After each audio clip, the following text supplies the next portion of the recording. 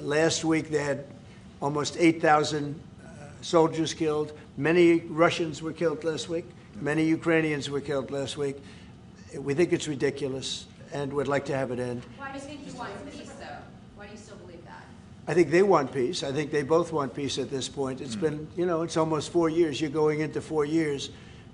And if I were president, it never would have started. But yeah, it's time. Mr. President, on the shutdown, do you plan to meet with Democrats before you head to Asia? And if not, why not meet with the Democrats? Well, I think it's a shame that it's shut down because we have the greatest economy, as you were saying before. We have the greatest economy in the world right now, by far, the United States. We have almost 18, now it was 17, now it's $18 trillion being poured into our country, and it's no time for shutdowns. I don't think it's affecting what we're doing, but it's too bad for a lot of people. We have a lot of good people that aren't working right now that should be, and it's because the Democrats want to try and renegotiate a deal that they had negotiated. They want $1.5 trillion given to illegal immigrants who came into the country, and it's going to hurt the health care of citizens of our country that have been paying into it, that have been working hard for it, that really deserve it. So we're never going to do that. It's not going to happen. And I will tell you, there are a lot of good Democrats that really want to make a deal. And I think all we need is 5 Democrats because we have great support on the Republican side. So I think we need 5 Democrats, and there are a lot of them that want to make a deal. So I think at some point, common sense will prevail. Yeah, go ahead. You can finish up. On the drug boat strike in the Eastern Pacific, Yeah. can you explain to us what that was about, how it was conducted? Yeah, sure. Well, they had one today in the Pacific. And the way I look at it every time I look, because it is violent, and it is it's amazing that the weaponry, that everyone, they have these boats that go 45, 50 miles an hour in the water. And when you look at the accuracy and the power, look, we have the greatest military in the world.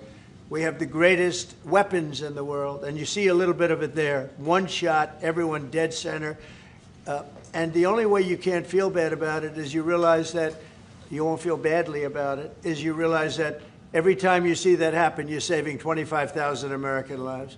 Every one of those boats that gets knocked out is saving 25,000 American lives, not to mention the torn up families all over the country.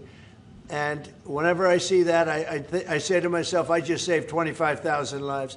I will say that there are very few boats traveling on the water right now. Actually, that includes fishing boats, that includes any other kind of boat. But there are very few boats traveling on the water. So now they'll come in by land to a lesser extent, and they will be hit on land also.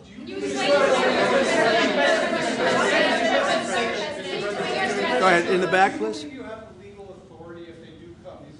Yes, we do. We have legal authority, right? We're allowed to do that. And if we do by land, we may go back to Congress. But we have, this is a national security problem. They killed 300,000 people last year, these drugs coming in. They killed 300,000 Americans last year, and that gives you legal authority. We have a national security, really, I will say this. When you look at the people we're dealing with, and we know them, we know the people coming in, we know the boats, we know everything else. We're allowed to do it. It's in international waters. If we don't do it, we're going to lose hundreds of thousands of people. Now, they'll be coming in by land a little bit more because they're not coming in by boat anymore. There are no boats in the water. There are no more boats. We know the boat almost immediately. It's pretty unusual when you see somebody with a fishing rod and 5 engines on the back of the boat. You don't need that to go fishing. Wait. And we will hit them very hard when they come in by land. And they haven't experienced that yet, but now we're totally prepared to do that. We'll probably go back to Congress and explain exactly what we're doing when we come to the land. We don't have to do that, but I think, Marco, I'd like to do that. You may respond to that if you want. Yeah, well, I mean, the question is, bottom line, these are drug boats. If people want to stop seeing drug boats blow up, stop sending drugs to the United States. But does it matter if it's in the United States? Well, these are all in international waters. Would you do a strike in the United States, or if Northern Well, that's a different matter. Now you're talking about a law enforcement matter. In this particular case, there are people traveling on international waters headed towards the United States with hostilities in mind, which includes flooding our country with dangerous, deadly drugs. And they're going to be stopped. And that's what's happening. And In the case last week, you saw there was a submarine. It was a submarine. It was a submersible. That's a drug boat all the way through. We know what these boats are. The president just said it. We track them from the very beginning. We know who's on them, who they are, where they're coming from, what they have on them.